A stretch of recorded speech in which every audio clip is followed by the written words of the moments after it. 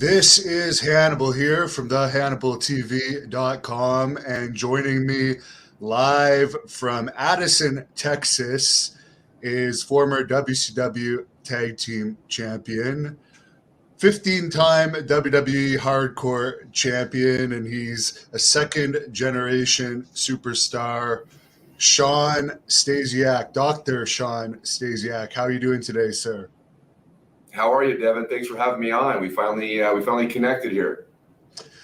Yes, and for fans that are just checking in and didn't see the interview I did with Shawn a week or so ago, he did do about a half-hour interview with me about his plane ride from hell experience. So check that out. It's on my channel, The Hannibal TV, which I hope you're all subscribed to, as well as Dr. Shawn's channel, which he's just starting off.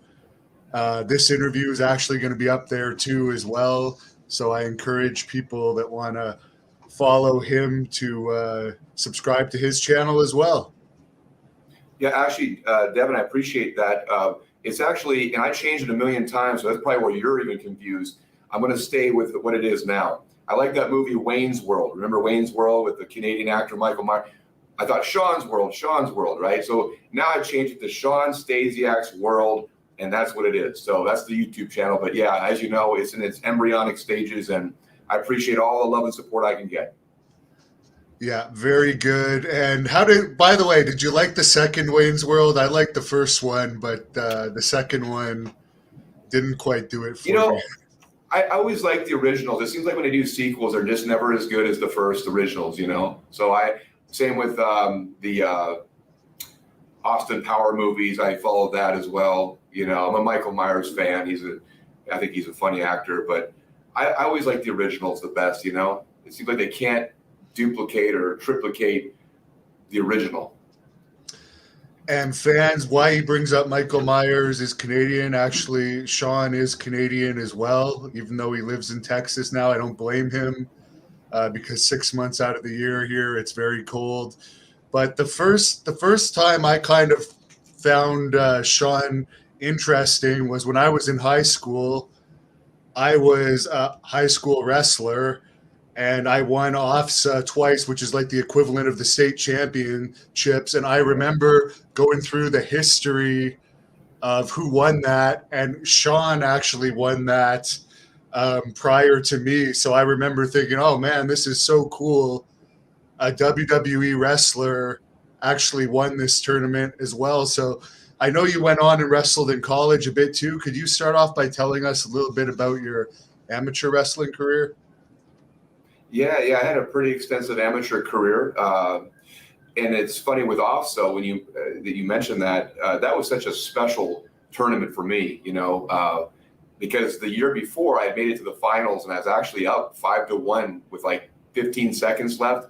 And somehow I was a lighter heavyweight at the time, my junior year, This guy had won it a couple times before that. And I was on my way to victory to be the first ever for my school, White Oak Secondary School in Oakville, Ontario, to be the first OFSA champion ever.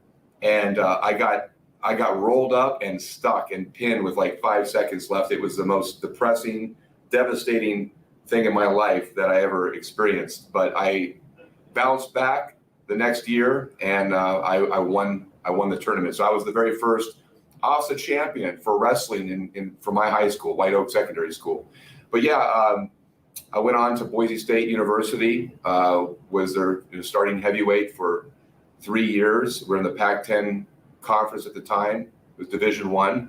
So we competed at all the biggest tournaments: Iowa, Oklahoma, Arizona, the Las Vegas Invitational, Midlands in I think it was Chicago. So yeah, I had a successful amateur career. Of course, talk is cheap, but you always look back in hindsight and think, man, I just wish I had the mind I have today as a man back then. I had a little second guessing, and you doubt yourself at times, and there's matches that you can never get back that haunt you. Like I'm literally haunted by certain matches that I can never get back. And I think that's what drives me to this very day to keep fit and to keep pushing myself in the gym and to stay in shape and compete with myself, So I guess there's there's a silver lining in coming up short certain matches and tournaments that you might have not won or didn't place well. I mean, had many of those too. So, yeah, I'm very, very grateful for my amateur wrestling experience. And you find there's all those amateur wrestlers out there, stick to it, win, lose, or draw. You'll use this experience for the rest of your life, in business, in life. Because I say that the world, as a inspirational speaker, life is a wrestling match, and that is your biggest opponent. So having that wrestling background, that pedigree, if you can create one, is great, because you learn discipline and loyalty, integrity, just hard work ethic. I don't know any other type of species on the planet, not to put down any other athletes or sports, but boy, wrestling is very gritty. In fact, one of the terms is, as you know, Devin, is embrace the grind. And so you probably find yourself from your background, and I believe you were a Canadian champion, apart from being an OFSA champion. I took second and third in the Canadian National Championship Espoir for my age group at the time. So my whole point is, I had a successful career. I was a 2-time Pac-10 silver medalist, and then I went to the NCAA tournament twice. And it's amazing. You look at the brackets, and it's like the people that I lost to by 1 point, give that tournament all over again, and you very well could find yourself in the final or competing for the top, maybe a bronze medal. Everybody was so closely matched, and it was so competitive, But I was ranked top 12 in the country my last senior year. But yeah, I'm very grateful for the experience. So blessed that I had that opportunity. And we have another thing in common now that you mention it. I was the first OFSA champion for my high school too. And for fans that aren't familiar with that, who aren't from Ontario, this is like a massive tournament.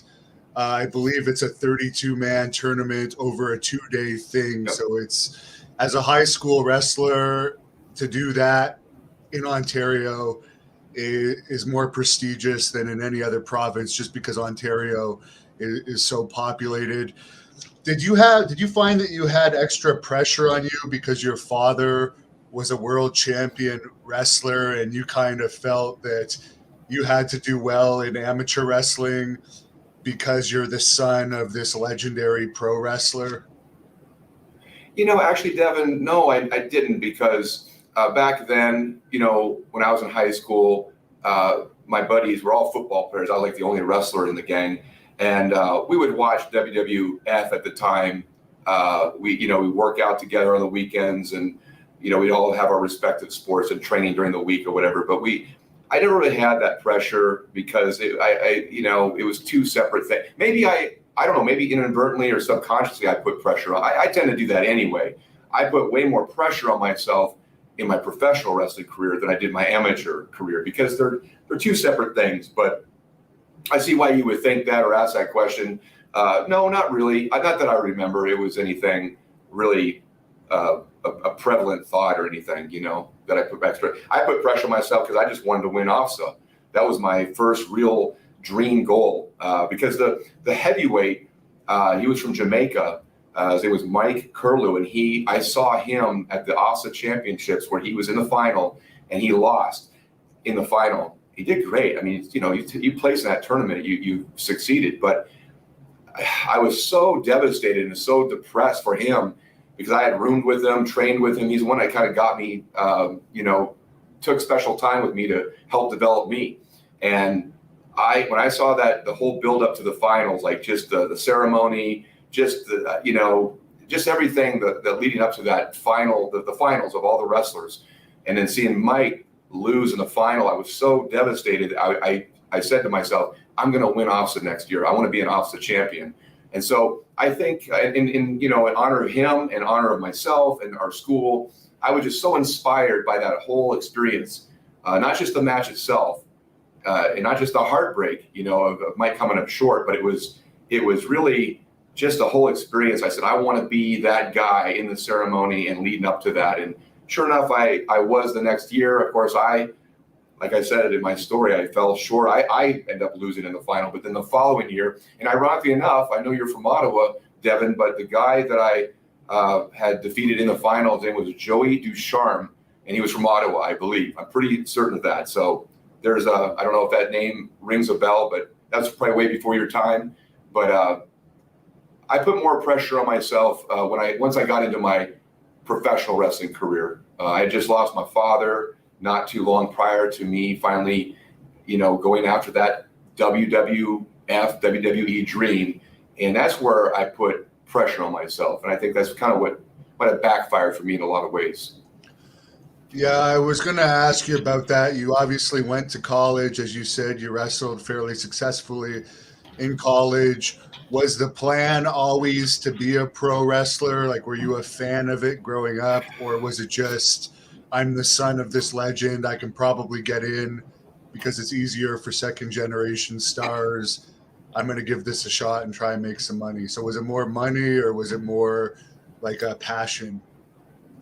It was a passion because, and I think that's what distracted me as an amateur wrestler in college, because I think at times I struggled because I had wrestled freestyle up in Canada, as you're familiar with. And then when you get down to the States, for college Division I, it's folk style, right? It's a little bit different rules. And so there was a little bit of an acclimation period there for me. And I think I just was a little distracted because I became such a huge pro wrestling fan. This is right during the Monday Night Wars, and even before that, I was always watching it, renting tapes, watching old matches. I was a huge Mark fan for guys like, Rick Rude, Roddy Piper, Jimmy Snuka, just some of the legends, Ultimate Warrior, of course. I mean, I know that he's a pretty polarizing figure, but that kind of inspired him and Sting. The face paint, the theatrics, the larger than life comic book come to life characters is what really inspired me. I was also a Kiss fan as a kid, the group Kiss with the face paint. I love face paint, theatrics. I love Halloween, Big Kid. That's what inspired my alter ego character, Phobia. We can get into that a little bit later. But I was such a fan that I think I distracted myself by even talking myself out of really. I had stages where I was struggling to want to even get through the Division I wrestling program with Boise State. I don't know. I think I was just so focused on, I knew as soon as I graduated, I was going to go try out for pro wrestling. So I think in essence, that kind of distracted me. And looking back, I would tell any collegiate athlete, if you have a desire or a dream, now if you're in football, baseball, basketball, generally, if you have a passion for that to play pro, you're going to focus on your current sport because that's what that is. But with amateur wrestling versus pro wrestling, it's really, there's some similarities and some parallels there, some elements that are similar, but at the end of the day, it's a completely different business. One's sports entertainment and one's real wrestling. So I would just say focus on that wrestling career, get everything you can out of that experience because you'll never get it back. And trust me, I look back and I've had regrets for years that have haunted me that I didn't give 110% at moments of my Division I amateur wrestling career. And you know what? You probably could have gone back to Canada after that and probably done the Olympic trials or something in freestyle wrestling and won because the competition level is so much better in Division I in the U.S. than it is in the CIAU in Canada.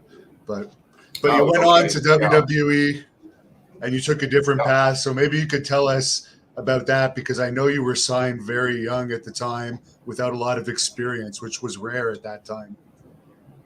Actually, Devin, that's funny. I actually was not that young. I was actually older because I took some time off in between. I went to a junior college out of high school in Canada, and then I ended up coming back home and man, I ended up quitting school and wrestling and everything for like about a year and a half, almost 2 years. My dad wanted to kill me, but I was younger then in my early 20s and I ended up working for a Xerox color toner plant in Oakville, Ontario, for a 22-year-old kid at the time back in, 1991, 92. I still think I made almost $50,000, which isn't bad for a 22-year-old kid in a time of recession in Canada at the time. But it was a factory job and, it took about a year and a half where I realized, I cheated myself. I need to get back to school. I need to get back to wrestling and back to what I was pursuing.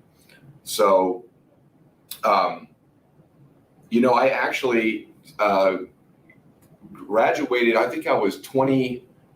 I want to say I was 26 or 27. And I actually didn't get started. Now, I had 10 untrained professional wrestling matches in Portland, Oregon in the summer of 1996 when Kurt Angle won his Olympic gold medal. And of course, I was following him on the Olympics, and I had met Kurt, prior at the NCAA tournament, different tournaments. I'd run into him and see him at the airport at times. And later, lo and behold, we ended up being training partners, traveling partners, and I would be his first debut televised WWE wrestling match, But I actually got started a little bit later, and it was kind of, most second generation wrestlers are generally get started a little bit earlier because, it's in their blood. They grow up around it and they get into it earlier. For me, it came a little bit later. So I didn't get to the WWE training facility in Stanford. I had my tryout in October of 97. And by January of 98, I was part of the infamous Funking Dojo camps with Dr. Tom Pritchard and Dory Funk Jr., who actually officially trained me, apart from Paul Orndorff a couple years later at the power plant when I went to WCW. But, that's when we had those camps, and all these guys would be flown in from all over, and that's where I met the likes of, Jay Resso or, Christian, Edge, Test, a lot of the Canadian guys, Mark Merrow, Ahmed Johnson, John Tenta, the Earthquake. The list goes on and on. Val Venus. So I was exposed to those camps with not too much training under my, official pro wrestling training under my belt. And those guys that came in, they had already been in the business for 3, 4, 5, maybe even more years. Some of the guys would come back after being injured, that they wanted to get the ring rust off, so they sent them to these camps. So I think I answered your question. I think I went down a rabbit hole there a little bit, but that's kind of, as far as training for me, I didn't get started till a little bit later, my later 20s. And you mentioned that you didn't have much experience and you were actually trained by Dory Funk Jr. and Tom Pritchard. I guess you came up with this phobia character and you sent a bunch of vignettes to WWE and you received those tryouts based on these vignettes. Could you explain that? Yeah. So again, big fan of the face painted, larger than life characters, Sting, Ultimate Warrior, Road Warriors. So I was going to Boise State in Idaho, and there's no pro wrestling schools there. And so, like I said, I'm a big fan or big kid rather. When now like Halloween season, right? I feel like I'm getting giddy just thinking about it now. So what I did is I created a great rapport with the local news station that was in Boise that would cover a lot of the sports. And so I basically connected with them and said, hey, listen, I've got a character idea that I'm working on. I'd like to get some footage that I can use to send to WWE to try to get a tryout to have them take a look at me. I think I also sent it to WCW, Jody Hamilton, I believe, who we just lost recently, rest his soul. So I was, sent tapes to both places, and I was in contact with both places. But my heart really was with WWE because that's what I grew up on. That's the only place I ever wanted to work for, So with the Halloween, every year that would come around, I got tired of playing other pro wrestlers. One year I'm Ultimate Warrior, the next year I'm Rick Rude, a chubby Rick Rude, at the time. And finally, I decided, I want to do something of my own. I want to create my own character. And I was very inspired by these larger than life theatrical characters. So the story goes that the spring before the Halloween that was coming up, I was in my dorm room. And you can check this out on my website. It's phobiatv.com. It's FOBIA-TV.com. Outdated website, but it's soon to be revamped. I keep saying that, but we're going to get to it. But the story goes is that, in the dormitory, it was during the exam finals, and it was a stressful time. And there was no air conditioning in the dorm room. So you have to open your window and have fans on so you can keep yourself, temperature control, right? Keep yourself somewhat cool and comfortable. Well, for 2 weeks, I kept, feeling like something was like debris on my face, at night. And I would turn, toss and turn and kind of doing this to my face, feeling something kind of, I don't know, it was like debris or something was like itching my face. And then I noticed that I started breaking out with what seemed to be pimples or something, and I thought they were just stress from school, stress bumps or whatever, I called them at the time. And I was feeling nauseous. I was feeling sick for like 2 weeks. Just wasn't feeling myself, wasn't feeling right. And so I decided to go to the local student clinic and to get checked out. And the nurse came by and she did something like a cotton swab or something with one of the bumps on my face and came back, basically said, Shawn, those aren't stress bumps, those are spider bites. And then I put 2 and 2 together thinking, oh my God, man, don't tell me I've been attacked by spiders for the last 2 weeks, because that's what I'm feeling on my face at night, Lo and behold, I get to my dorm room, I rip my room apart thinking maybe there's a spider nest or something, or where are these spiders coming from? Sure enough, I ripped my bed that was kind of attached to the wall out, looked underneath the bed, and there was a full-blown spider nest underneath my bed. That's a true story. So I was petrified, man. I was freaked out. I could never go back in that room again. I had to stay with a friend to finish up my exams that year. So then the following year, I decided to create a character, and I said, well, what could cover my face and look cool? And I thought, hey, 8 legs to a spider. Let's, so I built up the face, and sure enough, when I did the first paint job, I'm staring in the mirror, I see my reflection, and the one word that muttered under my voice was just the one word, phobia. I just muttered it. And even though we know that fear of spiders is arachnophobia, but phobia was just the one word that came out of my mouth. And so I used this character and would create like a PSA for the local kids, in the community: safe trick-or-treating, don't talk to strangers, be accompanied by a parent, check your candy, all the PSA, good community insights or such advice, And I used that footage from Channel 7 News to send to WWE. And so they got the tape. This is back in the VHS tapes, those big blocky tapes. And I received a phone call a couple of weeks later from Bruce Pritchard that they were interested in having me come in to take a look at me. So the phobia character essentially is what got my pro wrestling tryout. We never used the character in pro wrestling. There was a time when Hogan was with TNA, and Hogan and I had stayed in touch, and he was interested in possibly bringing it aboard. He said he needed a nemesis for Sting. I was like, are you kidding me? That's one of my teenage idols, phobia versus Sting. Heck yeah, I'm in, but that never came to fruition. And I was really disappointed at the time because, with that business, Devin, I mean, who knows for what rhyme or reason things happen, things don't happen. There's so many variables as to, politics, who knows, but it didn't come to fruition. And I was very disappointed at the time. But then years later, fast forward, I realized that it's a blessing that it never did come to fruition, because to me, phobia means so much to me, because really it's a theatrical expression of me, Shawn. And it really the spider emblem represents all fears. Fears of failure, fears of rejection, fears of success.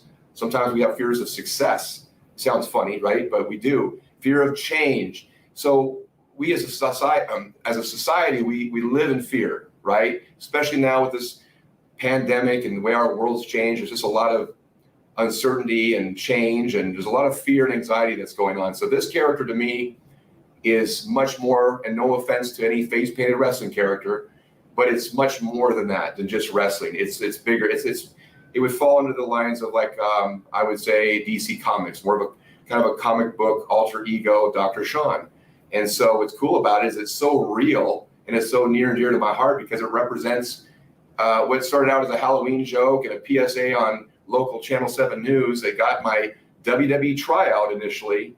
Never became a wrestling character, but it and you always ask yourself, why? How come this didn't happen? And I felt haunted by it. How come that never came to fruition for a couple of years, and then realize, it just means so much more than just, because chances are, if it would have become a wrestling character, who knows if it would have been promoted right. It could have just been, washed up like so many of them, and just, died. Now I get to do something with it so much bigger and reach mainstream and audience in its message, which means face your fear and own your life. Because too many times we're shackled and imprisoned ourselves with fear in our own minds. And so the character is really a theatrical expression of that message. And I've been working on some different projects. I've done some short films with it, some different video projects. I've got a big vision with it, some comic book stuff. And so stay tuned for that. That's coming in the very near future. Do some big things with it. So were you disappointed at the time when they just brought you in as Shawn Stasiak and didn't use this character? I know in retrospect, because of that run, you're probably glad they didn't. But how did they approach you with the character that they ultimately used for you at that time? And what were your thoughts on the situation? Well, Devin, really, no, I was, when I got to Stanford, we tried it out. One time I had done the face paint, did the whole thing, and had a little practice match. In fact, I worked with Crash Holly. God rest his soul too, man. So many of our brothers, right, have passed before us. It's just, it's amazing. But I had no direction with it at the time. I didn't really have a lot of psychology behind the character as a wrestler. So it really didn't connect. I think we all knew in the tryout, is just like, I don't think this is really the right fit for me. And so I just put Phobia on the shelf, and I would just bring it, dust it off every once in a while and do some different.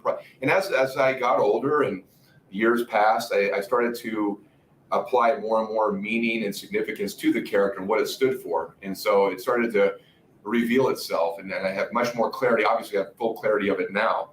So it wasn't meant to be a wrestling character. I mean, I'm not saying it couldn't be. It looks, it's very reminiscent of a young surfer Sting. It kind of looks like a cross between I go to Halloween functions sometimes, and I'm walking in the street, and they're like, "Hey, Sting," and I'm like, "Shut up! It's not Sting. It's Phobia." And they, okay, whatever.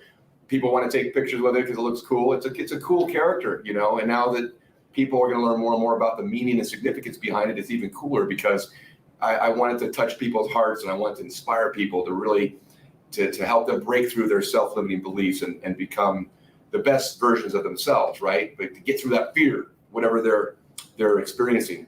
But when I was in WWE for the Funking Dojos, I was just trying to develop myself, my skills in the ring, promo skills, just everything, the psychology. It was so green and new. I had watched wrestling my whole life. I was inspired by it, inspired by all these different wrestlers and characters growing up.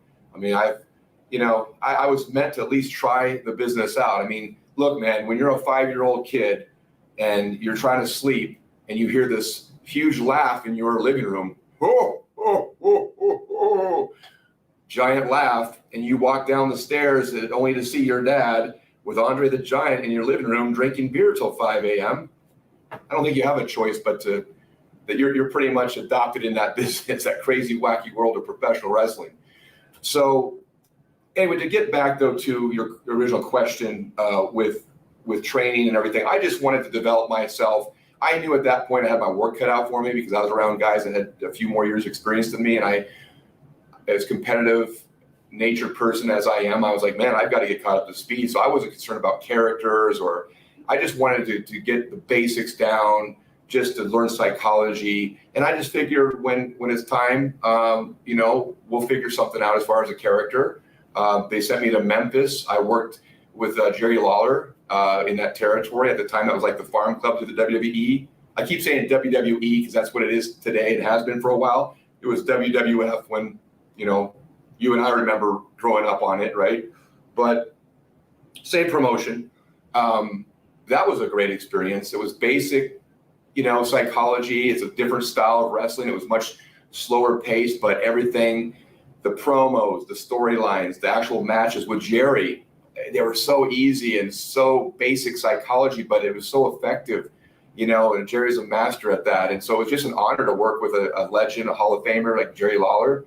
And, I knew that when he worked the angle with me, I felt that I felt special because, he doesn't work just with anybody. So I felt that maybe he was getting the word from the office, hey, work with Shawn, me, to get him TV ready for the main roster. And then, of course, I think it was like maybe 8-9 months later, I got called up to the WWE to be part of the main roster. And this is where I was disappointed initially when it came to a character. I wasn't too fond of the idea of the character Meat.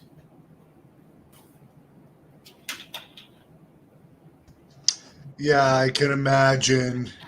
But I guess you just went for it because it's your first character and that was what you're being paid to do. So you just did what you were told, I suppose. And that's what it is. It's like an actor. You're an actor or an actress, and you're given these. It was a role that I was given to play on a TV show, and I looked at. And at first, I was disappointed because my whole life I anticipated. I'm son of a former WWE champion, the 5th wrestler in the history of the WWE become champion, and I just did not anticipate that I would be given a name, a one-word name, and by the name of Meat of all names. But at that time, the business model was changing. I think Vince was going more towards more, I guess, kind of gimmicky characters, and it was the Attitude Era. I think that was really the start and the birth of the Attitude Era. So I understood that, and I had some advice, like with I think it was Steve Austin and some others that just said, hey kid, just take the role, play it the best you can. It won't last forever. Get as much as you can out of it. And I did the best I could given the cards I was given back then with the character. And hey, I gained some experience and I got my name out there. That's essentially how I got started with that particular company, WWE. Yeah, you pretty much know they're never going to make you the world champion with a name like Meat. They're not going to build the company around somebody named Meat. So I understand the frustration. I remember well, I'm sorry, Devin. I was just going to say, I remember I had heard, because usually when you have your match, and a lot of the boys will look at the monitor in the backstage, and I was out there wrestling my match, and I guess it got back to me that Steve Austin was like, man, that kid's money. I could see me working with him and making a lot of money. I just can't see myself Stone Cold Steve Austin versus Meat at WrestleMania. And I agree with him. I understand. And would that have been Vince Russo that came up with that gimmick, or was it Bruce Pritchard's idea? Or a collaboration? Maybe Pat Patterson? Yeah, I think it was actually Ed Ferrara who was co-writing with Vince Russo. So, they're all working together, as a creative team. But I believe it was actually Ed Ferrara. I guess I asked him, I said, how did you come up with that name? Where did that idea even come from? And I don't know if it's from some movie, I don't know, it's a movie with a character called Meat, but he said his dad was on a softball team for years, and there was a guy on the team, or maybe it was his dad, but his nickname was Meat for whatever reason. And so they just, strangest names and characters, gimmicks come from the strangest places and ideas in pro wrestling. So that's how that came about, apparently. Probably one of the things you're most remembered for during that first WWE run was having Kurt Angle's first match. You probably knew him from the training and possibly Memphis, but how was that experience for you? Oh, it was great, man. I was such a huge, coming from my background as an competitive amateur wrestler, my experience in Canada, and then of course Division I experience. And then following Kurt's career, I was a big fan of Kurt Angle. I was inspired by him. And so when I learned that he was coming to the Funking Dojo for a tryout, I was elated. I was the first one in line to greet him, And so we end up, wrestlers kind of stick together. There's that commonality between us with the amateur wrestling. So he had such a hard work ethic and would just train upon hours of training, like in the gym, cardio, training in the ring.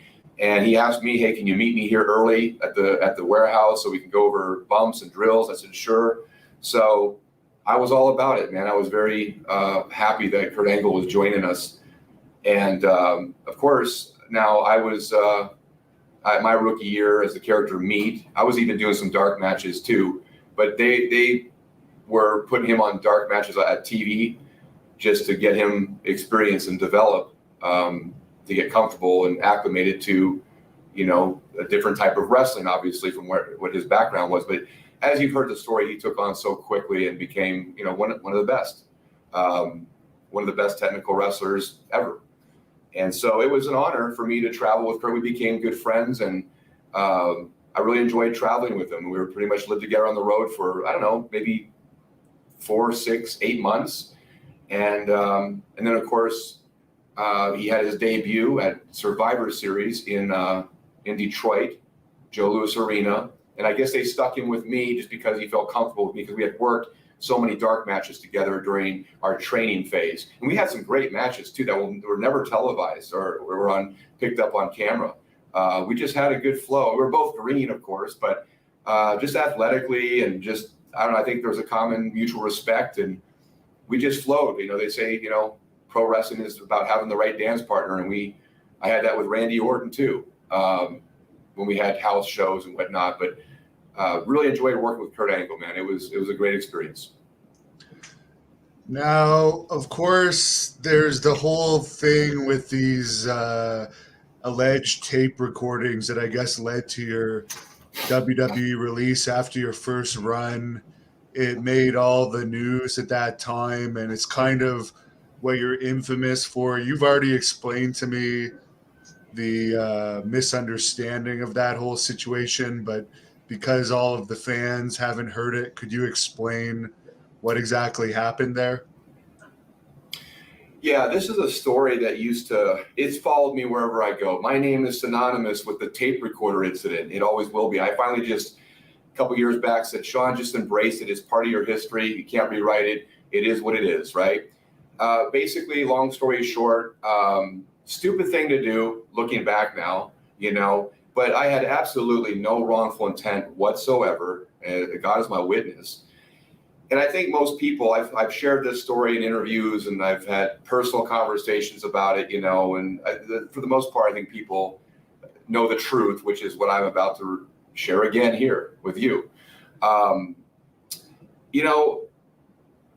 dad is who bought me my first tape recorder ever, because he knew I was a character as a kid. I used to always imitating people, and acting up. I was just kind of the entertainment bug is in my DNA. It's just who I am, right? And so he's the one that got me my first tape recorder.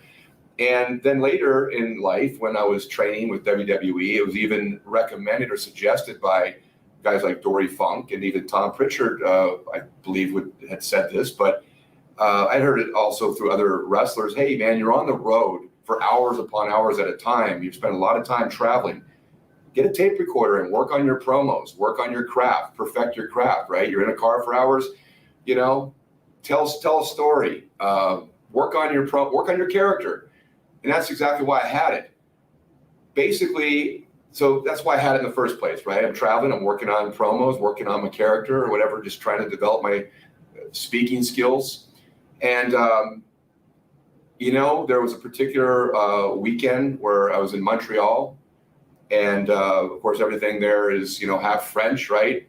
Yeah, French language, speaking, writing, it's French, right? So I was traveling with British Bulldog, Davey Boy Smith, rest his soul, Steve Blackman.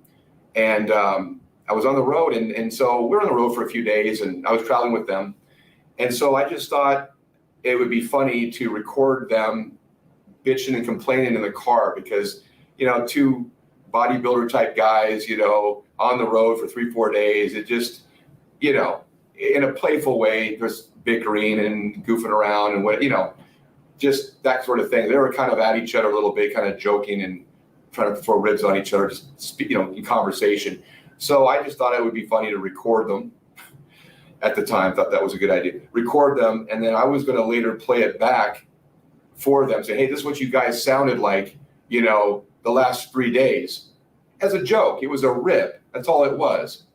And there was a point, though, when I was at the Montreal airport, I think it was, and I had the recorder out, and I was acting like, say this is my recorder, like, hey, Steve Blackman, we're here at the Montreal airport. What do you think of Quebec and all this French stuff going on around here? And I kind of just did that, put it up to his face, and he kind of looked at me funny, like, he goes, hey, I can tell you didn't feel comfortable, right?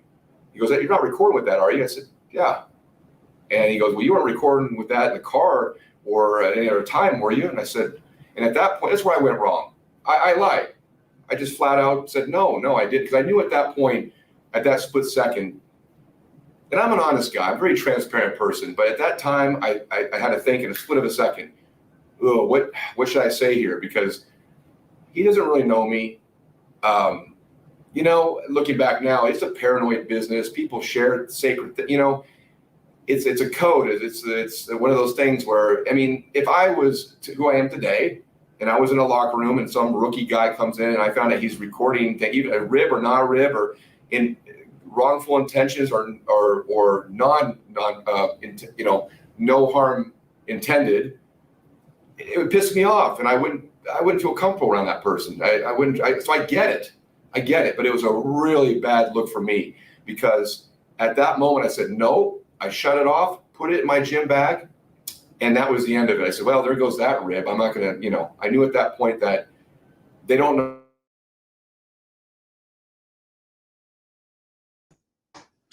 He's frozen. Hopefully he'll come back to us here in a second so we can get the rest of this story. My bag matched that night. Sorry, Shawn, and, you Devin, froze. You froze for about 15 seconds there. Okay, where did I leave off at? If you could rewind for about 20 seconds, that's where we were. Okay, here, let me record. Let me rewind on my tape recorder here. Hold on. Okay, actually, okay. I was just checking the text. Sorry. Basically, when I was asked if I was recording or had recorded, where I went wrong, I should have just been upfront and honest right then and there. But I said no because I knew at that split moment. I said these guys don't know me. They don't know me like my high school buddies. They don't know me like family. They don't know the goofy, you know, fun-loving Shawn that just has always. I've always documented everything in high school. I was always the one with the video camera, always with tape recorders, always documenting experiences and funny things and skits and imitations and impersonations, right? And so, you know, I just realized, I said, you know, this is just, you know what, just tell them no. And I knew at that point the rib was done. I'm not going to go that route now. So I just turned it off, put it in my bag. Next day, we're at TVs. I'm in, I put my bag in the locker room. I go out to the ring, going over my match for that night, and someone says, Shawn, you got to come back to the locker room, man. It's not good. I was like, what? You know, I had no idea what it was about. I get back there, and all the boys are in the locker room just staring at me, and they had my bag, and I had a bunch of cassette tapes in my bag too. This is back in the cassette tape with the Walkman, you know, cassettes. I had that and had all these cassette tapes. And man, they had gone through them, and there was half of them were smashed and broken. And what had happened is they pressed play on my tape recorder, and they heard their voices on it, right? And Steve and Davey Boy, I guess. And so that was not a good look for me, man. That's essentially the story, man. And it was probably one of the worst times of my life. I was so petrified about losing my job, my dream job with the WWE. That I just felt horrible. I felt awful, man. And I ended up getting fired because of that. I ended up getting fired. And that's essentially the tape recorder story. I mean, it's just a rib gone bad, made me look real bad look for me. You heard the cliche, wrong place, wrong time. It's exactly what that was. The people that knew me believed my story. They knew guys like Glenn Jacobs, I think the Hardys, I think even Edge and Christian, I think they knew me well enough to say that Shawn didn't have any wrongful intent, but it was a stupid thing to do. And it costed me my job. And honestly, Devin, I don't think I ever recovered from that fully with that company. Now, what happened is I ended up getting fired, and man, it was a very depressing time for me because I lost both my mom and dad. I didn't have, any family. I looked at wrestling as a family. I wanted to make that my family. And so when that was taken away from me, I was devastated. And I didn't know WCW was the only viable place that I could possibly go to continue my career and develop my craft. I was still young, still really a rookie then, And I've been in the business for maybe a year and a half, maybe 2 years with training. But I was like, I don't know if these guys are going to have me there, because word gets around. It's a small community. But sure enough, I had done an interview with Vince Russo a few years back, and he was part of that. I guess Terry Taylor had come to him and said, Shawn, explain the situation, because everyone had heard, and said, why don't we just bring him in and give him a tryout? And that's when I ended up going to the power plant. That's where I met guys like Chuck Palumbo, Sean O'Hare, Mark Jindrak, Mike Sanders, Kiwi, Alan Funk, among some others. And Paul Orndorff was there, running the school at the time. I think Sarge might have still been there. I don't remember now. But that's when I had my second shot at the wrestling world, And I was just so grateful, felt so blessed that the right people in the right places believed me enough to know that was just a stupid rib gone bad, costing me my job, but they're going to give me a chance and give me a shot with WCW because they saw my talent, they saw the potential, and that's essentially what got me started with WCW. I never wanted to go there. I always wanted to stay with the WWE. That's the place I always called home. That's the only place I had interest in ever working for. But I didn't have a choice. I ended up getting fired. I lost my dream job because of a stupid rib gone bad. Plain and simple, honest to God truth, end of story. Did any of the wrestlers actually confront you about it directly, or did you just find all the broken equipment? Yeah, no. I remember Mick Foley in particular came up to me. Even Kurt Angle said, "Man," because I felt very disrespected. My clothes were torn up. There was shaving cream on my bag. And Kurt said to me, because there's a part of me that's like, "Son of a bitch, man! Like I want to pop someone in the face." You know what I mean? Like I was pissed off, but I was more so, just so concerned and overwhelmed by the fact that I may lose my dream job, and I wanted to just make sure that I could convince everybody that hey man, it was a rib gone bad, and but Kurt said, don't put it over, don't just walk up to everyone, shake their hand, all that stuff, and so I and then Mick Foley pulled me aside and he had said, hey man, what happened? Like he wanted to know more in detail, like why did I do that and what were you thinking and all that? Because I could tell Mick was concerned and he genuinely cared. I felt that he took a liking to me and he just felt bad about the whole situation. So I just told him, this is what I told you. Yeah, and I've heard rumors, I guess, fabricated stories about the tape recorder incident. I've heard it's amazing how people get bits and pieces of information and just blow this thing up into a whole different story. Apparently, I had heard that I was working for Hard Copy, or maybe I was working for WCW and Ted Turner, trying to get secret information to get to WCW. I also heard that I was so paranoid, and I admit I was a pain in the ass back then. I was neurotic. I was, insecure. I think what it was when I lost my dad, Devin, shortly before this experience, I don't think I recovered or really healed from his death. I was holding a lot inside. And I think sometimes when you try too hard not to screw up, you end up screwing up. And that's kind of essentially what I did. I labeled myself and I just, I wanted to succeed. I wanted to make my father proud. I wanted to make our family name proud. And so I just put way too much pressure on myself. And, the tape recorder incident was just one of those things where it was just a stupid, dumb move, costing me my job. And, but what I was going to say is that, I've heard, I think everybody's a bit paranoid in that business. In wrestling, you're not the only one. There's so many, exactly, because of the nature of that business. No wonder people are paranoid, And I was already kind of a little insecure and had just lost my dad and had all this pressure on myself. because I've tried to make sense of it, and I finally made peace with it years ago and released it, to the universe and said, it is what it is. It's part of my history. It's part of my story. It's something I can share with people. And that's exactly what I'm doing here today with you guys.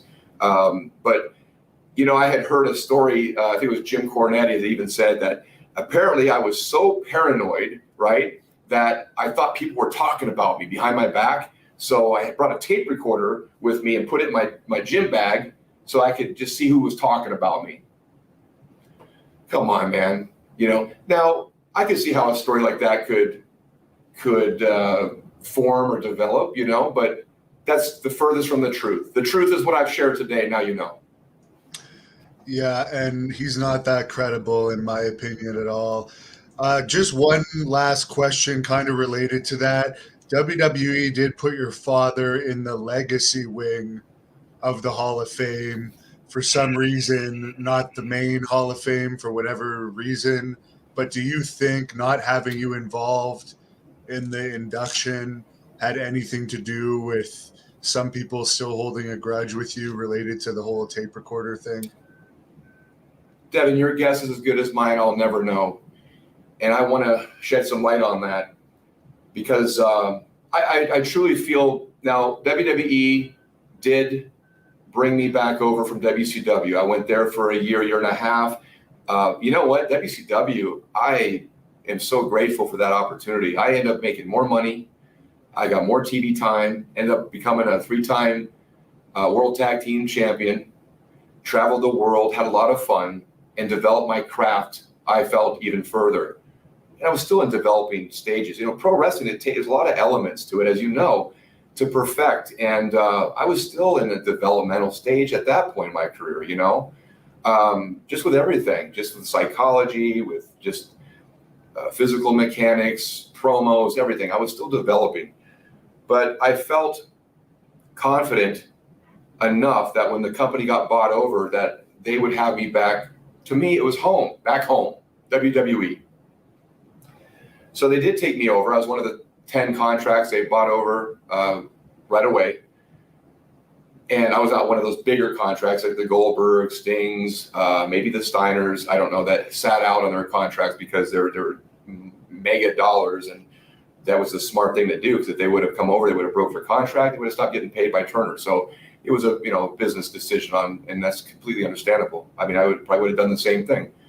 But anyway, I just felt that, okay, I felt confident that I had developed my skills enough that, hey, let's bring him back over. Let's just forget about, let bygones be bygones. Let's do something with this guy. And now when I look back at my career, though, I tried so hard to, elevate myself. I stayed in shape. I was working on even the Planet Stasiak character, which turned out to be a complete flop. My idea and vision of it was completely different than what they projected or allowed me to do, I guess, at the time.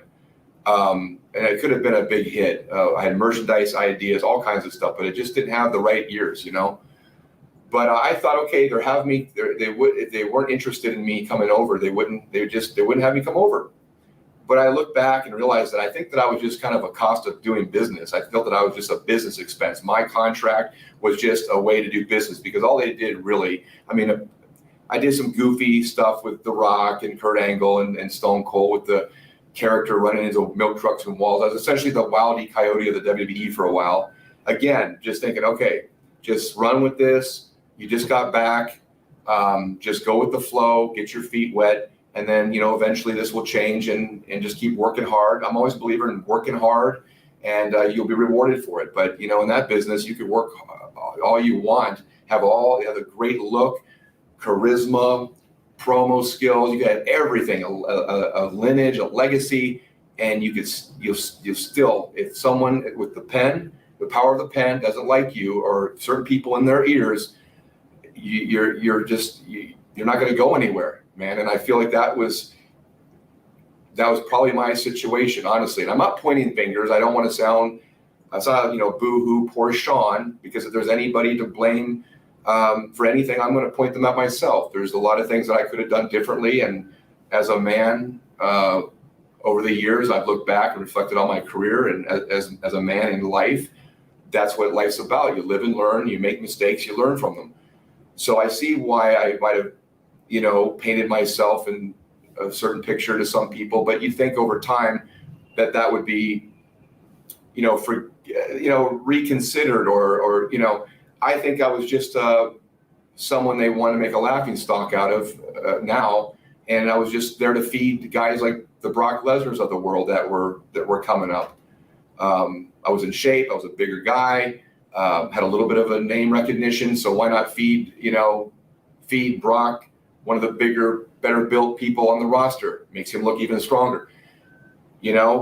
Just looking back at my career now. So I don't think they ever did really forgive me for the tape recorder incident. I think it was a stigma and a label that's followed me from day one, or from that point on.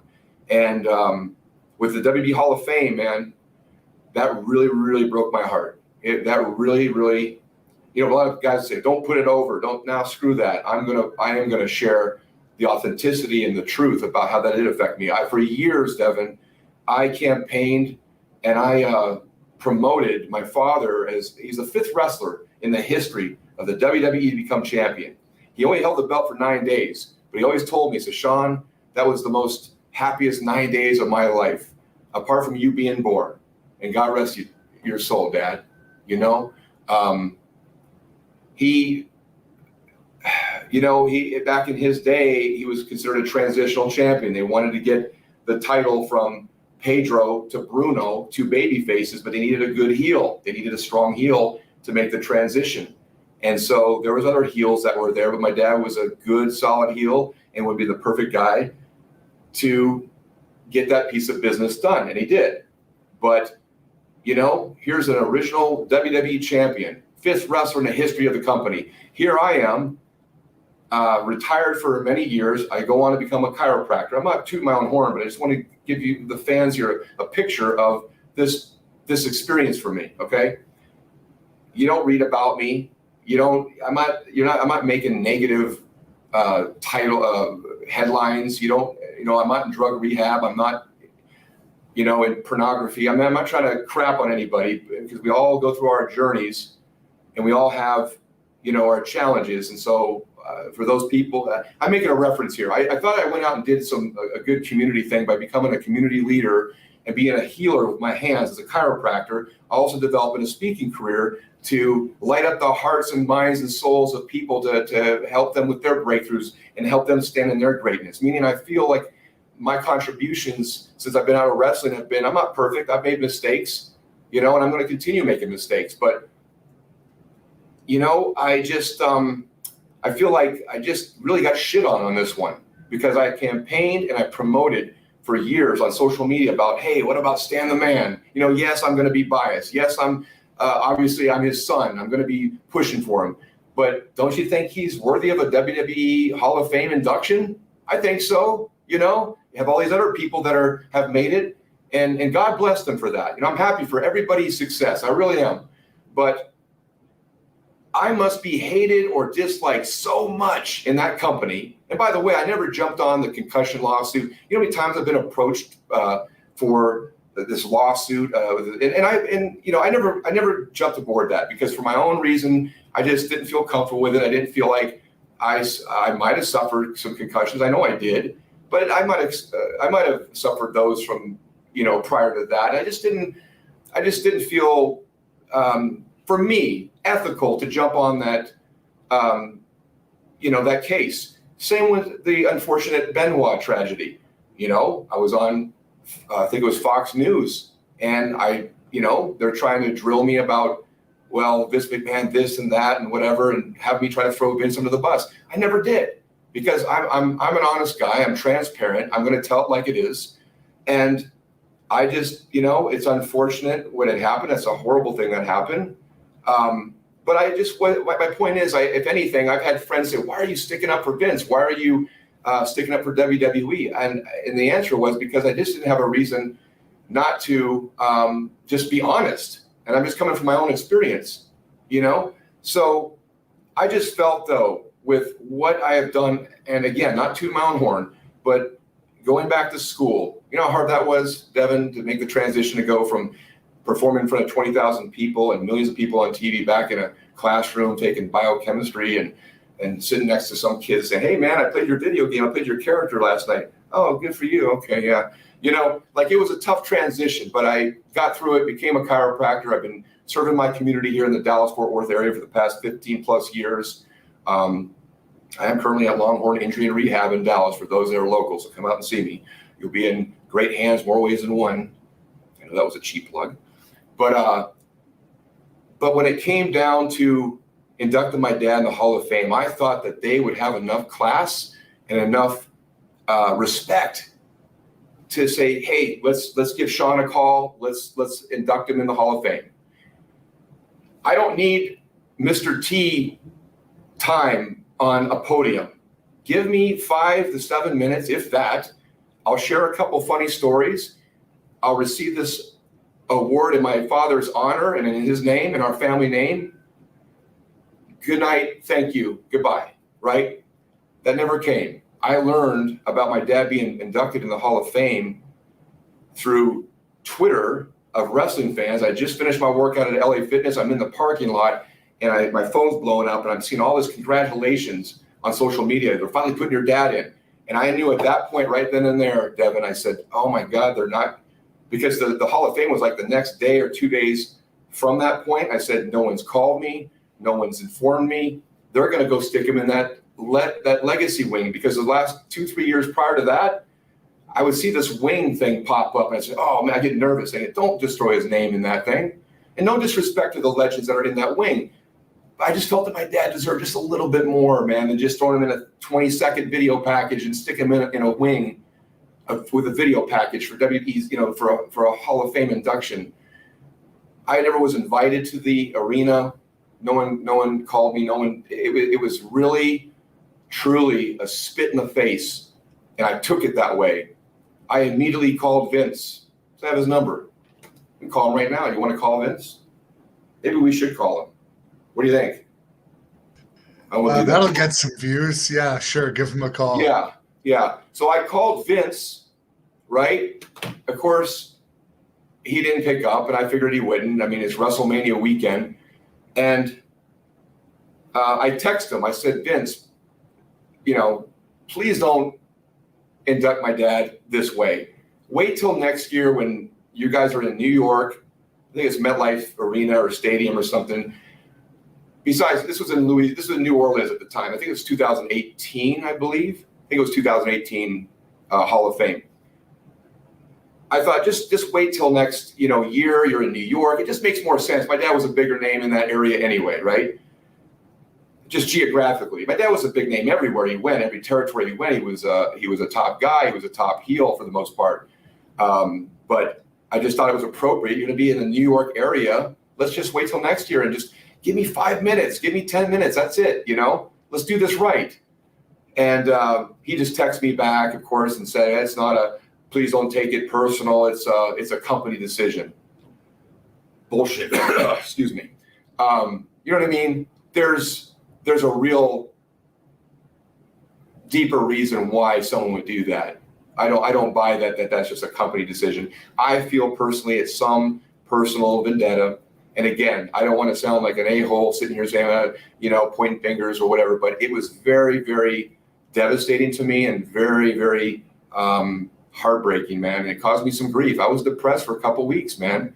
I think rightfully so, because I just always anticipated what would I say? What stories could I share? I was almost like I wasn't rehearsing, but in my mind, I'd often think about what would I share? What would I tell? What would I share with the wrestling fans, about my father? Maybe a personal story, maybe a funny wrestling story, maybe him and Andre or him and, I don't know, Roddy Piper in Portland days, in Portland, Oregon, the Pacific Northwest days that I grew up on as a kid. And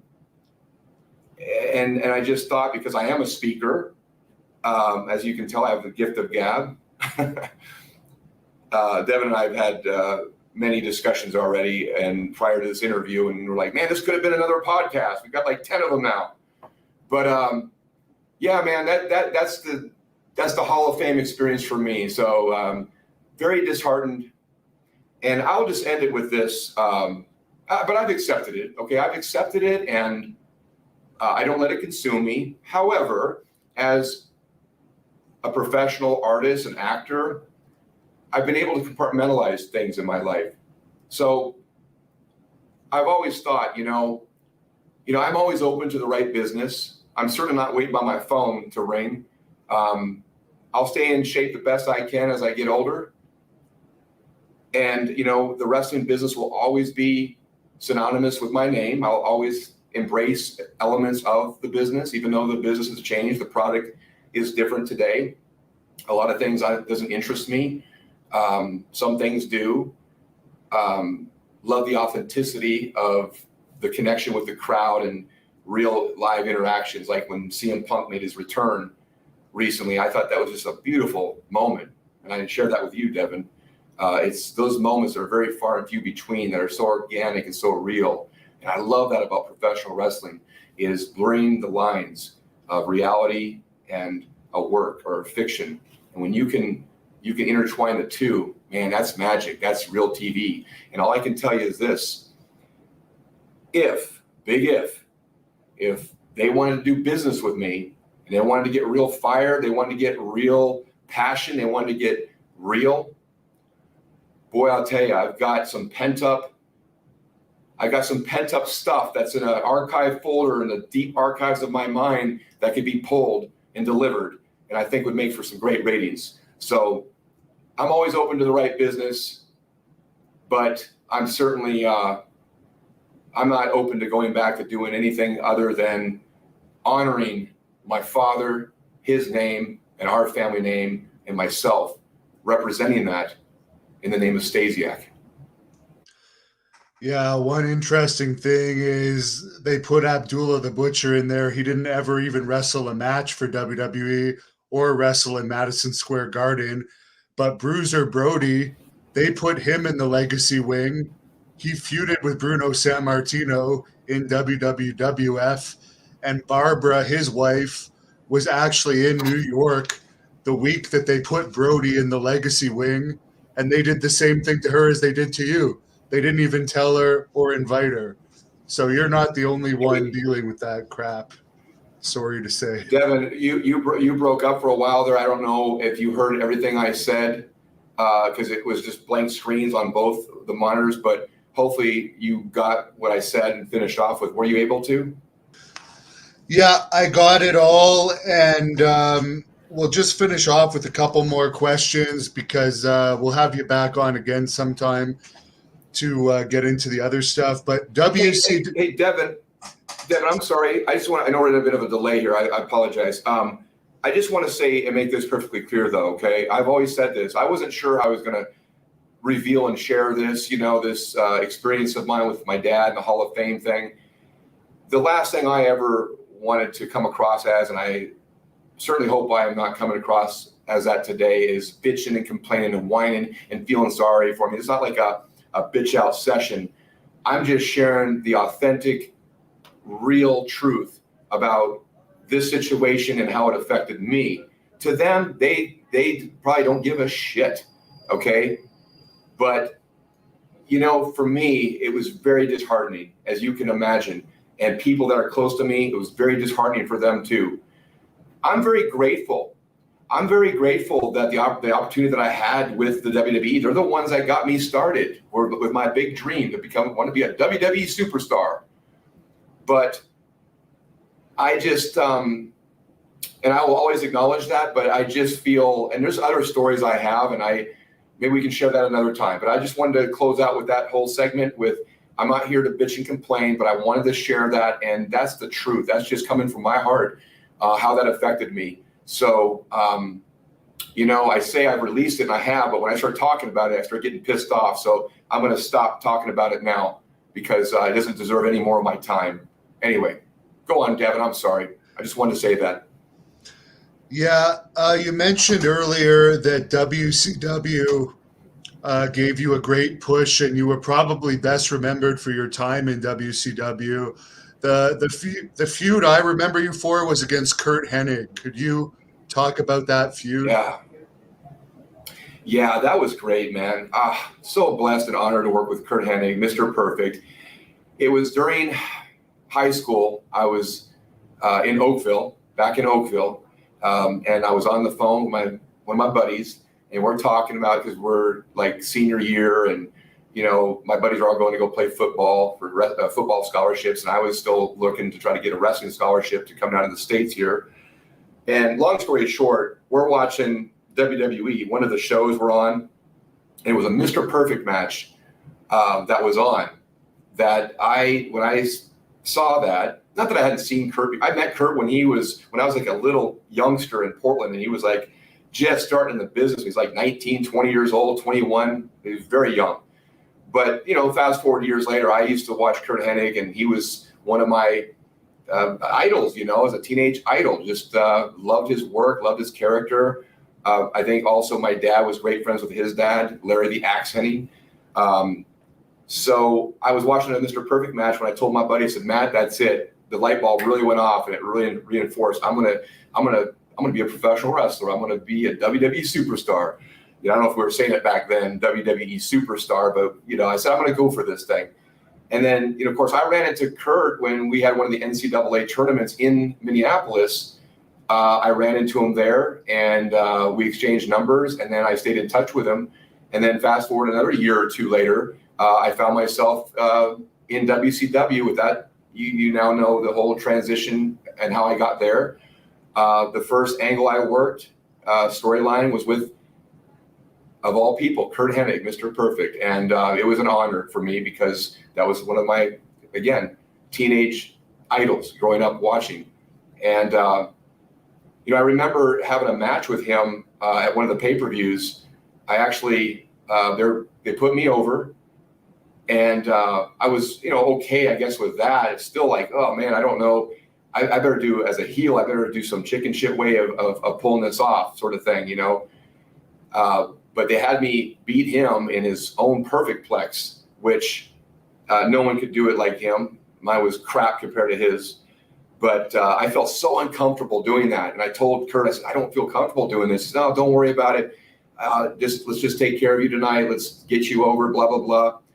And I'll never forget that. And, I was so uncomfortable, not only like going over on him, but going over on him clean and in his own move. I just thought,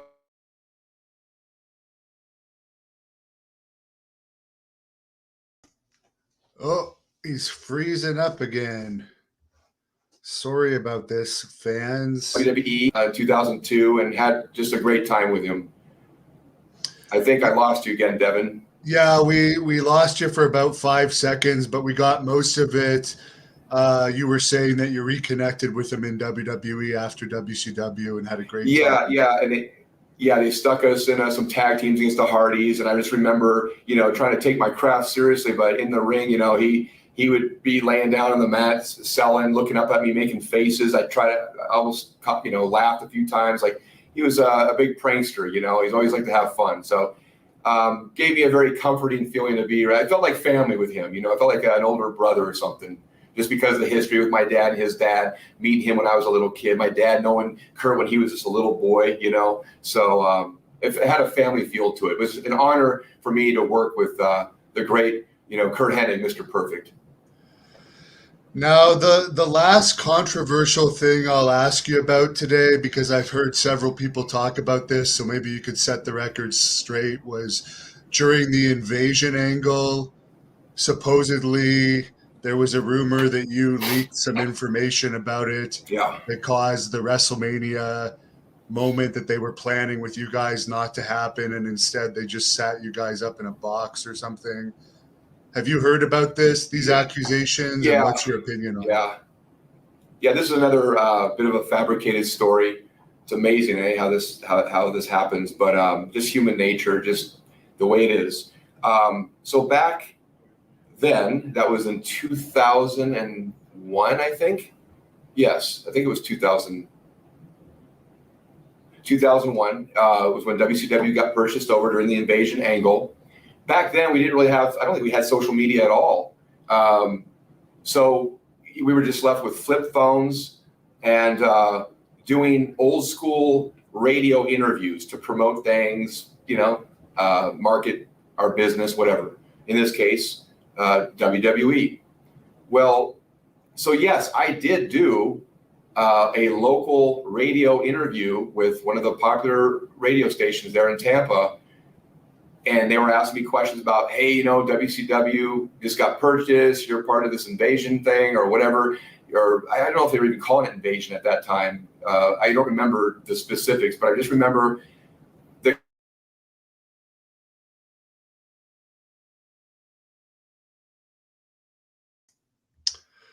Uh-oh, there seems to be a connection issue, fans, and I'm sorry about I this. felt, hey, I'm back with WWE. I'm going to promote. One second. We lost you for a second. We lost you for a second again. You disappeared again, Devin. Yeah, we lost you just as you were saying about the radio station appearance. Yes. Yeah, so I got on this radio station. I did this interview. I think I'm doing a good thing. I'm promoting for my company. I'm talking about WrestleMania and who's, at the time it was me and Chuck Palumbo, Sean O'Hare, Stacy Keibler, Mike Awesome, and some others that were coming over. Nobody told me, or anybody, I don't know about anybody, no one told me that they wanted us to stay dark. Like, don't share this with don't do interviews, don't do any media. Johnny Laurinaitis, and I'm not trying to throw Johnny under the bus, but he was kind of took us under his wing. He was kind of in charge with the WCW talent coming over to WWE during the invasion angle, or when we first got bought over. And he was more or less kind of assigned to us. But he never once said, Shawn, or anybody that I heard him saying, don't do any interviews, don't do any media. Here I am doing this interview, right? Thinking I'm promoting the company, WWE, WrestleMania. And it was probably one of the worst things I could have done in their eyes at the time, because I was at WrestleMania in Houston. I'm in the hotel room. This is how long it took. It was like a delayed reaction. The time that it got to me that was a no-no. I was in the hotel getting ready to go down to the lobby to get picked up in a shuttle with the rest of the crew, right? To be taken over to I think it was the Astrodome at the time, to be put up in this box, or to the arena anyway. We were put up in that box, but maybe we were supposed to do something else. Apparently, we would have had more involvement or something, perhaps. I don't know. I don't remember exactly. But I get a phone call from Johnny saying, Shawn, did you do an interview with such and such in Tampa? I said, yeah. Why did you do that? And it just went off. And I said, well, what do you mean? Like, no one told me I wasn't supposed to do any media or interviews. No one said nothing, right? You would think that it was that important. Devin, if you and I were running a company and we had talent, right, and we want to have something that's special secret, wouldn't we make it real clear to the talent, hey, do not make any phone calls, no emails, stay off social media, don't do any interviews? None of that ever happened. So I almost didn't even make it back the second tenure. I was almost fired before I could come back from my first tenure when I was fired. I was like, I can't get nothing right with this company. And I haven't stepped on WWE's soil yet. I was still in my hotel room. But somehow they said, come on down, we'll work something out, stuck us in a box. And you saw that was my WrestleMania moment, by the way. That's the only WrestleMania moment that I've ever had, by the way. About 5 seconds on a camera with a bunch of guys in a box. There you go. Now, I know you're friends with Brian Clark. You helped hook me up with the interviews with him. You also won the tag team championships in WCW from him one of the times. Could you share some thoughts about him? Because he seems like a really good guy. Yeah, I've always liked Brian. We didn't get a chance to know each other real well back then, but even back then, we took a liking to one another. There's certain guys that you just know when you first meet.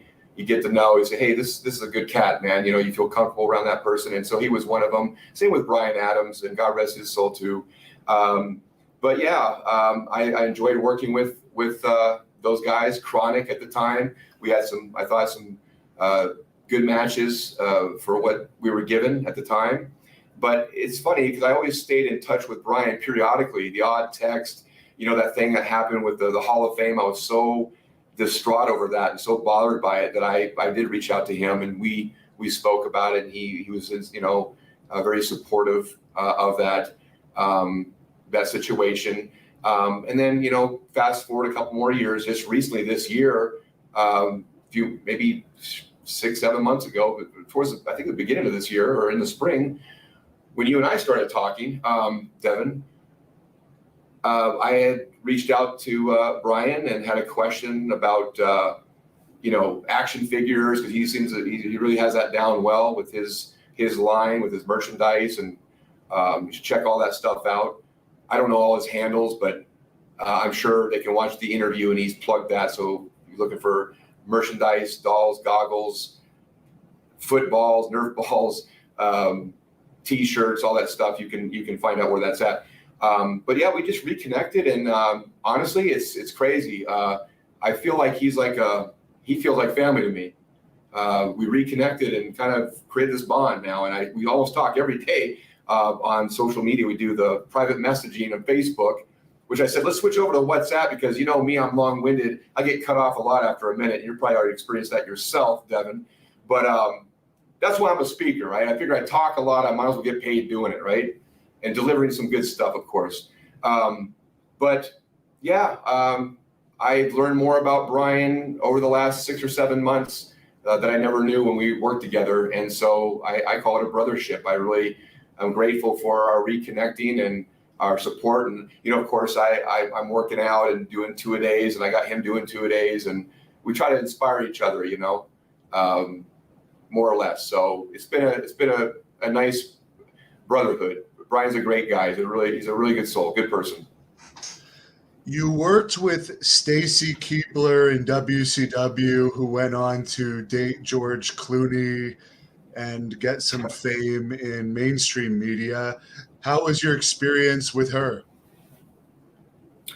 Oh, Stacy was really young when she worked with me and with the companies, WWE and WCW, of course. Before that, she was always really cool. I enjoyed working with her. I didn't realize how young she was when she's like in her early 20, like 20, 21.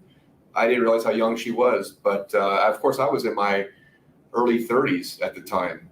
But she was always, very beautiful girl, head to toe. But she, what's I like about some of these female talents, and of course today there's some tough chicks, man. I mean, that are workers now, right? But for a girl that was kind of brought in, I think, just to be a manager, and for her physical presence being as pretty as she is, she had a really cool vibe about her, and just a very she's just pleasant to be around. She was fun to work with, easy to work with, and that's pretty much the extent of my memory of Stacy. I ran into her back in 2007, I want to say, for an autograph signing, and she had just done Dancing with the Stars, and I had caught a couple glimpses of that, and I just told her how proud I was of her. I think it's pretty impressive when people can, reinvent themselves, wear different hats, and succeed at that. So she was able to get, I guess, leave wrestling and go do something that's pretty damn hard. I hear to Dance with the Stars is no joke. I heard some people say it's the hardest thing they've ever done. He's like world-class athlete, so it must be pretty tough, Now, speaking of the divas, I don't know if you ever messed with any of the divas or Nitro girls or female talent, but that's one of the questions the fans like to know about. No, I get that a lot. No, just all working relationship. I didn't want to mix, business and personal. When I dated, it would be people outside of wrestling, dated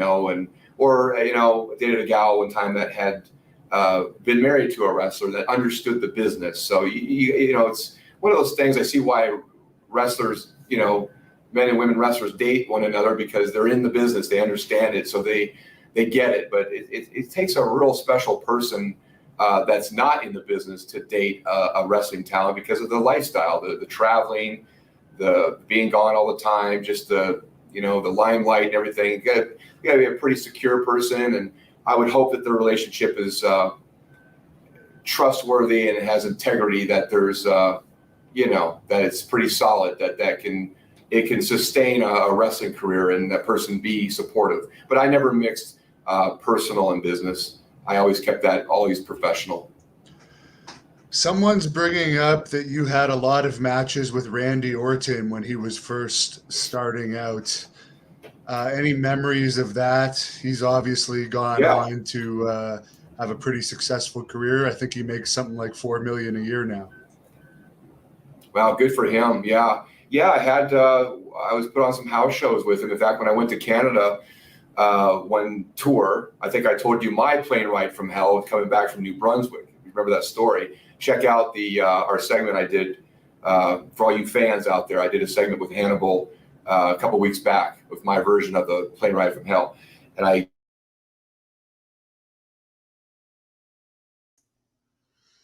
YouTube is censoring it. It was so controversial that they've decided to freeze him so he get can't in the talk about office, it. Andy, because he was a young pup then. I think he was like 22. I think I might have lost you again, Devin. I don't know. We keep having technical. I told you you'll never meet anybody that has more technical Yeah, issues than me, right? I'm telling you, it's my spiritual energy. It's so damn strong. It's interfering with the Wi-Fi signal. Randy Orton took him under my wing for a trip to Canada. Had him back at my place in Tampa. He was just hanging out with me for a while. I put him on the road with me. Ate up all my food. Slept on my couch, and we had good matches. I felt we flowed real well. He was a real young, real rookie back then, but he was really great athlete, smooth as glass, good chemistry. I would have loved to have had worked a program with him. Hey man, never say never. Again, I'm not waiting by my phone, but he's a legend killer. I support legends. I'm all about tradition and legacy. So I don't know, man. I think we would have had a great storyline. We could have made a lot of money together. I still believe that now. now, there's been so much talk about the WWE backstage bullying in the early 2000s. You were older at that time when you were in WWE, but did you either experience any of that or witness any of it? I know that you wrestled JBL before, who was known as one of the big bullies back there at the time. Yeah, it's funny. Ironically enough, I was just watching an interview with Rick Bassman, and JBL was on there. I think you were coordinating that or part of that somehow. Anyway, I saw with Boss Rutan and Butterbeam and Sean Ray and JBL came on. Who am I missing out? There's someone else there. I think that's it, Rick Bassman. But John, you can tell is older and seems like he's grown a lot and matured. I think. So what John said though back there is just part of the culture, and that's true. That's for some people. Some people can handle it. Some people can't. There's been a few times that he would joke with me too. Whenever there was a point though that came about as in England, as a matter of fact, and I felt that I was kind of being pushed a little bit. So I had to, as a man, I had to stand up for myself, and I had to question if there's a real problem with me, because if there is, then if it's something we have to handle and take care of, well, let's just get it done. But apparently it was just nothing more than just playing around. No big deal. I like you. We worked matches together, the hardcore matches, and I'll be honest, I enjoyed working with JBL. I thought, again, he's a little snug, and I like snug. Take care of your opponent. But yeah, we had some. We had one of those, couple of those, I don't know what matches you would call them, but you're using, utensils and stuff in the ring, smashing over each other's head, that kind of stuff. Maybe no holds barred matches. I actually enjoyed working with JBL. I would say I was never bullied by him or really anybody. I think some hard joking here and there that could be taken that way, but I didn't take it that way. I had pretty thick skin, and I kind of was on to him, and I felt deep down when push came to shove, I got to know him like as a person, and he's actually a pretty good guy. Not to mention, he got out of football because of bad knees, and you're an amateur wrestler, so you would have had those leg attacks if it had come down to it. Well, yeah, talk is cheap, right? But I'll leave it at that. Now, I'll wrap it up here. There was a fan earlier that had a good question I just wanted to bring up. He said that your dad worked a lot with the original Sheik, and he wanted to know if you Right. ever met the original Sheik. He's a very popular subject on this channel. Devin, I don't know if I met the original Sheik. I don't remember, unless I was a little toddler at the time, and my dad, might have, who knows, in passing behind backstage, or maybe at someone's house or whatever, because wrestlers interact and families interact. So I don't know. I don't recall meeting the original Sheik, but I remember my father having a very high regard and respect for the original Sheik. It always, certain wrestlers stood out in my mind of my dad's era, because my dad would talk about them so highly regarded, right? And the Iron Sheik, the original Sheik, was definitely someone that he respected and had great matches with back in the day. Another wrestler that really stands out, and speaking of these names, would be High Chief Peter Maivia, The Rock's grandfather. My dad had they were friends, and he had a very high level of respect for the High Chief. I think most people did, but those are the two names that really stand out. It's ironic you mentioned the original Sheik, because that's one of them, and High Chief Peter Maivia is the other one that my dad seemed to talk about a lot in a positive, respectful manner.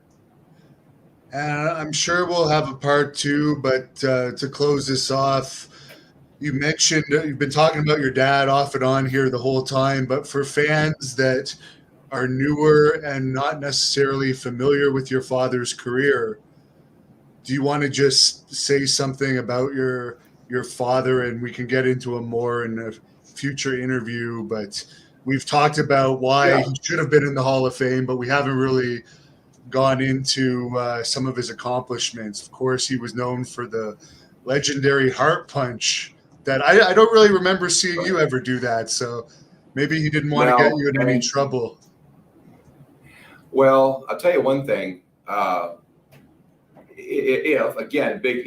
If I were to ever do any kind of business in wrestling, I think that's something that I would be very interested in embracing and bringing back, because there's been many attempts for those to throw the heart punch. There's been Bryan Adams, Crush. There's been Ox Baker. There's been a couple others even that have tried to mimic the heart punch, but there's only one way, Devin, that the heart punch is thrown in a real manner and fashion, the most effective way, and that's the Stasiak way. Yes, my dad was the inventor and the founder of the heart punch, at least in professional wrestling. One of the rumors was he was the first man to knock down Andre the Giant. I don't know how true that is, but you know what? I'll believe that stat. But yeah, my father, my memories of him were that everywhere he went, of course, he was larger than life to me, more ways than one. He was a big man, 6'5", 300 pounds. And he didn't have a great physique. He wasn't a body guy, but he was just a brawler. And my dad would give his shirt off his back. He was, the boys loved him. He was so fun to travel with. I learned a lot about my dad after he had passed, and I got into the WWE, and I'd hear stories from guys like Pat Patterson and Jack Lanza. These guys became agents, of course, with the company, and would just share stories with me. And I'd learn that wrestlers, the boys, would argue and fight over who Stan Stasiak was going to ride with for the next 300-mile trip to the next town, because they knew that when my dad was in the car with them, that trip would go by so quick because he'd have them laughing the whole time. So my dad was a prankster. He told the best stories. As far as on a professional level, he was very professional. Everywhere we went, when we traveled, back in my day, we traveled what was called the Territory Days. So right here in Dallas, Texas, we had come through here in the early 80s, Sportatorium right down. Well, it's not there anymore. It's just a field. But the Sportatorium here in Dallas was huge. The Von Erichs, of course, they were like gods here. Portland, Oregon, Pacific Northwest, Don Owens territory, Roy Shires in San Francisco. There was I think Paul Bosch in Houston. Of course, Vince McMahon Sr. in the northeast corner of the states, and then of course Vern Gagne, the Gagnes in Minnesota. So there was all these territories, but everywhere my father went, I just remember him being one of the main guys. He was always one of the top guys, and usually a heel. He was a baby face in Portland. I remember that. very beloved. Wherever we went on the weekends, that we go out to eat or go to the store or a mall, whatever, he was always bombarded with pictures and autographs, and always so kind with fans. But again, he was just more of a big brawler and just didn't have a whole lot of great moves, but he just had this menacing look and presence about him. They always say when my dad entered a room, or certain people, Devin, I mean, you can be 7 feet tall and still not have a particular presence. But my father exuded a presence, an energy that you just knew someone was special that was in the room, you know? And he made people feel, a lot of the boys felt comforted when he was around. So he was just a man's man, good old boy, and liked to drink his beer and brawl. He was a brawler. Of course, 5th wrestler in history to WWE become champion. He won the Pacific Northwest championship many times over, as well as the tag team championships. He won the Texas Brass, and everywhere we went, he held some kind of belt. So he was a very highly regarded heel in his day. Well, and I miss him very much. Your dog's coming up to say hi to you. Is there anything you want to plug here before we go off? You've already mentioned your YouTube channel. I know you have several Facebook pages and a Twitter. Yeah. Well, I just wanted to say I do miss my father very much, but I feel his presence. And I told you, Devin, I said my dad would have really liked you. I said that to you a couple months back. Just the cloth that you're cut from and where you come. And plus, you're Canadian, man. Come on, right? As Canadians, I'm half Canadian, so my half size connected with your full side being Canadian. But yeah, my social media handles, it's Dr. Shawn 008. So DRSHAWN 008 for Twitter and Instagram. You can find me on Facebook, which is just my personal, is Shawn Stasiak -Stipich. If you go to my YouTube channel, I have all my links listed there. Trying to build that too, guys. Would love subscribers, love view the videos, comment, share, like, all that. Hit the bell notification. But that's Shawn Stasiak's World. Check it out and follow me on social media. And I will keep you posted, Devin, on the phobia projects and anything else related, man. We'll be in touch. I really appreciate you having me on and give me the opportunity to get some truth out there and kind of smash all these fabricated stories and rumors, and hopefully some of my stories you guys enjoyed. And I know I rambled a bit, but hey, it is what it is, right? The fans seem to have enjoyed it, so I appreciate the time, and you can close this off however you want. Well, I guess I'm going to have to I'm feeling left out because every time you do interviews, I see Piper there jumping. You have this love, and she jumps on your lap almost every interview. And then Brian had his dog. Your dogs met each other. I think I need to get a dog. I think that's what's left next on the agenda, on the list. I love French bulldogs. I had an assistant that I worked with that has a dog. They're like kids, though, man. You got to take care of them. There's a lot of maintenance, right? But maybe next time you see me, I'll have a dog in my lap, Devin. Who knows? Very good. Looking forward to that. Thanks a lot, fans. Hey, did you want to get a shot? I wanted to close it off by saying goodbye. Goodbye. Thank you for watching the Hannibal TV. Please like this video if you enjoyed it, and